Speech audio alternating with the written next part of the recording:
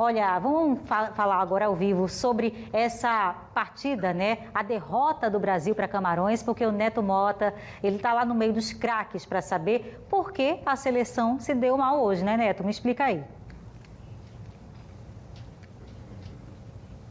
Olha, Beatriz Lacerda, já começou toda uma discussão, várias versões já circulam aí pelo Twitter, a gente está de olho na internet, na TV e, claro, no rádio Pajuçara FM. Com o PFC na Copa, a gente tem esse privilégio de correr aqui nos corredores, vim bater aqui na porta do PFC na Copa para tentar entender o que todo mundo está falando. Então vamos começar organizando aí essas informações. Já estou aqui ao lado dos meninos Bruno Protásio, Júlio César, PV e também o Marlon Araújo, começando com a pergunta principal. Prota, a gente quer saber o que foi que deu errado ou se já era esperado esse resultado. Como era então esse cenário em cima da expectativa da seleção antes do jogo e como é que está agora? Boa noite, Neto. Boa noite, Bia, a todos que acompanham o Cidade. Para essa partida, a gente queria ver muito como os reservas, se a gente fala de reservas, não é porque não tem qualidade. Na verdade, a gente queria ver exatamente isso, briga por posição, dar uma competitividade maior para a seleção brasileira. Mas me decepcionou, me decepcionaram alguns atletas, na verdade, em relação ao desempenho individual. Eu tinha muita projeção em cima do Antony, que podia ser uma sombra para o Richard, para o Rafinha, na verdade, e não foi bem, prendeu demais a bola, acho que foi um jogador que tentou enfeitar demais, então a gente perdeu uma opção lá na frente. O Rodrigo, um jogador que também não foi tão bem assim como a gente esperava. Bruno Guimarães, nossa senhora, errou tudo desde que entrou, então são peças que deixaram a desejar, que eu acho que podem agregar mais no decorrer da competição. Mas não é também nenhum momento, nenhum resultado para fazer caça às bruxas. A Copa tem demonstrado muito isso, né? A gente tem visto muitas zebras, resultados inesperados. Tem um fato interessante, o Brasil não perdia desde 98 na fase de grupos. Tinha a maior sequência invicta de todas as seleções na fase de grupos, 17 jogos sem perder. E acabou acontecendo contra Camarões, já estava classificado. Eu acho que a gente hoje tem uma seleção bem fortalecida, vai ainda manter o favoritismo, mas serve de recado também que algumas peças precisam render mais. Não quer dizer que não tivemos alguns jogadores rendendo bem hoje dentro de campo. O Bremer, zagueiro, foi muito bem, o Ederson, goleiro, mostrou segurança.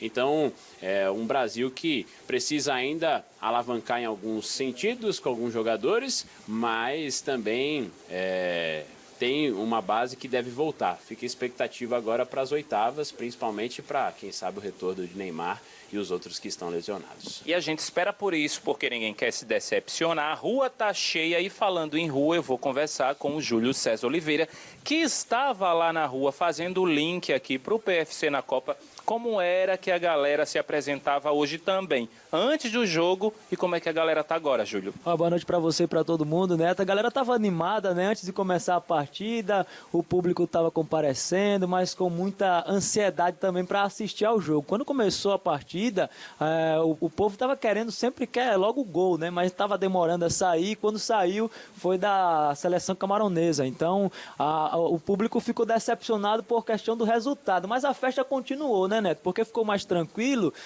a seleção brasileira já havia garantido a classificação de forma antecipada, isso que dá tranquilidade, né? Porque é uma competição de tiro curto, se a seleção tivesse dificuldade, dependendo dessa partida, a situação era outra. Mas como o Brasil estava classificado, entrou com a equipe reserva, foi até bom para observar alguns jogadores para a sequência dessa competição, então o povo ficou chateado pelo resultado, mas continuou comemorando. A festa estava garantida dos torcedores brasileiros que agora ficam na expectativa para a próxima fase, né? A próxima partida, para que o Brasil não falhe e volte a ser eficiente no sistema ofensivo para fazer gols, o que a galera gosta de ver e comemorar de uma forma melhor.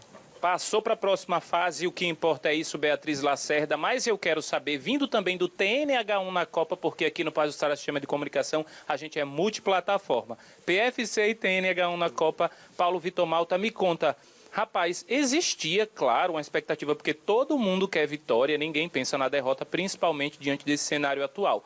O que na sua avaliação pesou para essa surpresa da população em relação a essa derrota de hoje, PV? Boa noite a todos. Né? Até o Brasil era franco favorito. Era a única seleção ainda que não tinha tomado gol e que não havia perdido. Havia expectativa de uma mescla antes, há 2 dias, mas quando o Tite confirma todo o time titular sendo de jogadores reservas, então pesa a questão do entrosamento. Muita gente, quando fez o seu bolão, lá na primeira rodada, Brasil e Camarões vai ser uns 3-0, 4-0. Só que chegou num grupo onde Sérvia, Suíça e Camarões ainda tinham condições, ainda tinham chances matemáticas de classificação. Então, essa tendência de goleada foi meio que indo por água abaixo. E a seleção brasileira teve dificuldade no seu sistema ofensivo em termos de concluir a jogada com efetividade, porque o Brasil criou, foram mais de 20 finalizações, parou no goleiro adversário, que teve uma grande atuação, e parou também eu acho que na ansiedade de terminar fazendo o gol e errando na hora de concluir. O Protásio citou o Bruno Guimarães, ele estava muito acelerado, teve uma bola que era para o Pedro e ele terminou se antecipando, errou outras conclusões, passe do Marquinhos, enfim. Não foi um jogo que a seleção foi de todo modo horrível, não. Criou, mas parou nessa pontaria descalibrada. Agora é trazer os jogadores titulares de volta, colocar em prática essa recuperação dos seus homens que estão no departamento médico para pegar uma Coreia do Sul. Não era o que a gente esperava, esperávamos invencibilidade, vitória, defesa sem sofrer gols, mas Copa é isso e essa Copa tá bem louca. E a gente fica bem calmo, quer dizer, mais calmo quando a gente começa a entender de fato. Mapeamento do jogo, escalação Marlon Araújo que foi apresentado hoje, também já era esperado ou não? Não, não era esperado não. O Brasil era franco favorito para ser a primeira seleção, né, a conquistar 100% de aproveitamento nessa Copa. Ninguém conseguiu vencer os 3 jogos. O Brasil entrava em campo para conseguir isso. De todo o momento de avaliação, você pode dizer que o Brasil já utilizou 25 jogadores, de 26 convocados, o Tite utilizou 25. Apenas o goleiro Everton do Palmeiras, terceiro goleiro, ainda não foi utilizado. É uma derrota que tira lições. O Brasil finalizou 21 vezes e 7 no alvo e não teve a eficiência do seu adversário, que finalizou 7 vezes, 3 no alvo, só que dessas 3, uma balançou as redes. É assim que o Brasil vai para as oitavas de final enfrentar a ágil Coreia do Sul, que venceu hoje, surpreendeu e classificou as oitavas de final. É o Brasil que vai com força máxima, com a volta dos titulares, e aí sim, para que a gente não possa estar falando mais de derrota, daqui para frente só comemorar e quem sabe o Hexa vem no final. Eita que o Hexa vem, muito otimismo, muita força para o Brasil e teve torcida nas ruas, a TV Pajuçara mostrou ao vivo, o PFC na Copa mostrou com o Júlio César, mas teve também gente que torceu lá nos ambientes de trabalho, ambientes fechados, shoppings, e a repórter Mônica Hermílio acompanhou toda essa torcida e a gente vai ver agora. Em dias de jogos da seleção, é comum encontrar aglomerações como essa. Muitas pessoas preferem assistir aos jogos do Brasil em praças de alimentação de shoppings. Uns porque acham mais confortável, outros porque aproveitam que estão trabalhando e que as lojas liberam para que eles possam acompanhar as partidas. Mas o principal, e o que a gente veio fazer aqui, foi acompanhar como é que fica o coração desses torcedores assistindo aos jogos da seleção. É o juiz apitar o início da partida para os tiques nervosos começarem. Tem gente que parece rezar, outras as unhas que sofram. Nesse caso, roer as unhas faz parte do ritual. E a cada lance perigoso fica nítida a apreensão do torcedor. E haja caras e bocas e coração para aguentar a ansiedade de ver a bola entrando. Ai, tá demais, tá demais. Copa passada eu não pude comemorar, tava com meu filho recém-nascido e hoje eu tô aqui. Você tá vendo que a cada lance é um susto diferente. Com certeza, com certeza. A coração tá 1000. Teve alguma chance, aí já levamos um pouquinho de sufoco, mas tô confiante. A concentração de milhões é importante. É o torcedor analisando cada jogada e esperando o tão sonhado gol, que não saiu no primeiro tempo. Aí foi o jeito juntar a fome com a vontade de comer, já que a praça de alimentação foi o cenário escolhido para acompanhar a partida. Muito nervoso, alguns momentos bons, mas falta também, mas o coração dá acelerada mesmo, mas o jogo foi bom, assistir o começo até o final. Tô vendo aí, você tá chupando tomando um sorvete, a fome aumenta quando tá nervoso? Sim, com certeza. No segundo tempo, os torcedores desse outro shopping no bairro de Mangabeiras também sofreram um bocado.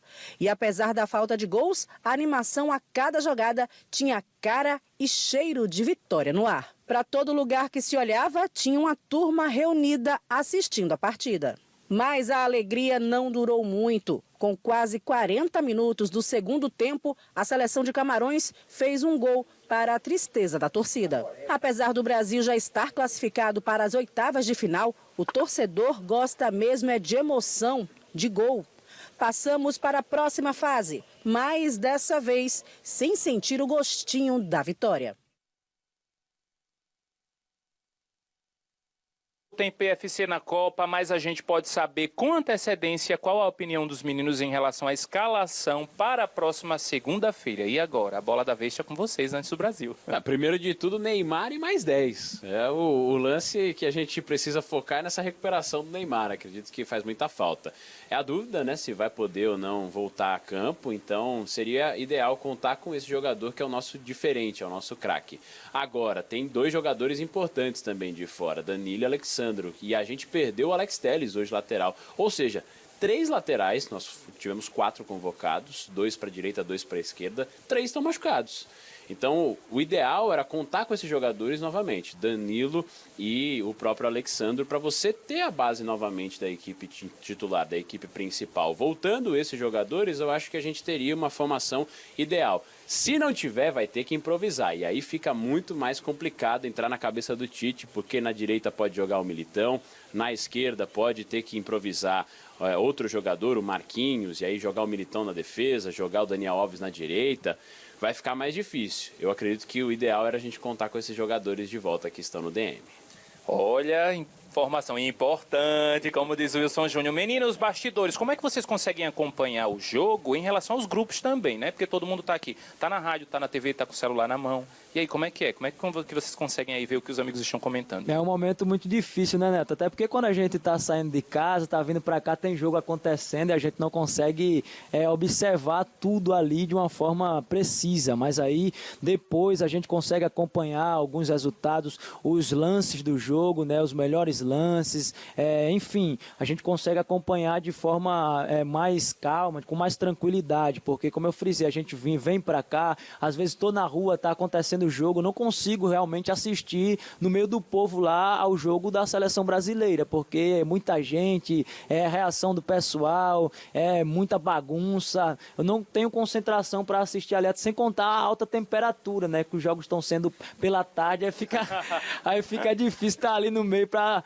assistir ao jogo. Eu fico tentando ver alguns lances, mas eu confesso a vocês que eu consigo observar os jogos depois, quando eu chego em casa, eu tomo um banho, fico mais tranquilo, que eu consigo assistir os lances perfeitamente. PV já conseguiu prestar atenção o que é que tá rolando aí no grupo, nos grupos, quantas pessoas gostaram, quantas não gostaram? O Júlio, ou seja, né? Tá uma zoada e um calor da bobônica.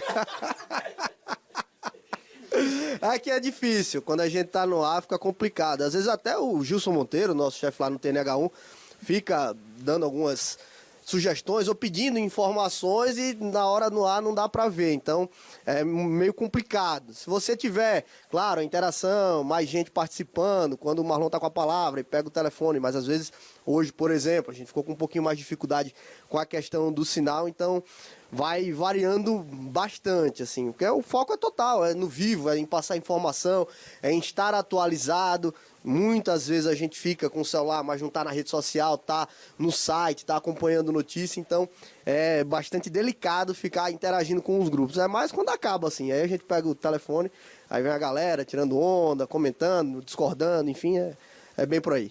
Marlon, eu sei que aí, ó, no seu celular tem grupo de treinador, grupo de time, grupo de polícia. O que é que tá rolando aí depois desse resultado? Não, tem a decepção, né? Só para deixar mais claro, para Bia, que entende tudo de futebol, olha, Bia, você sabia que a seleção africana nunca havia vencido o Brasil em Copa do Mundo? Foi a primeira vez, isso é só para demonstrar o favoritismo que tinha o Brasil para essa partida, independente de ser o time reserva. E o Brasil conseguiu esse feito. Camarões comemora demais porque ninguém no continente africano havia vencido o Brasil em Copa do Mundo. Camarões venceu, não classificou, mas fez o Brasil sofreu seu primeiro gol na Copa e perdeu a invencibilidade em jogos na fase de grupo, como bem já traduziu o Bruno Protásio. Agora é esperar. A derrota veio também para, nesses grupos aí que você me perguntou, diminuir as cornetas, porque o brasileiro gosta sempre de falar de alguém que é titular. E os reservas tiveram a oportunidade de demonstrar que o Tite está certo. São os 11 que vem fazendo a diferença e que a gente espera que possa fazer novamente na segunda-feira contra a Coreia do Sul. Alisson, Militão, Marquinhos, Thiago Silva, Alexandro, Casimiro, Paquetá, Neymar, Rafinha, o Vinícius Júnior e Richarlison. É esse o Brasil que vai dar alegria a você, torcedor. PFC na Copa, muito obrigado por essa participação, uma honra, viu, esse comentário aí pós-jogo, mas eu fiquei sabendo que o Pajuçara Futebol Clube lançou um desafio e vamos ver agora que desafio é esse. Fala, turma! Esse agora é o Desafio PFC. Pois é, essa turma que já nasceu campeão.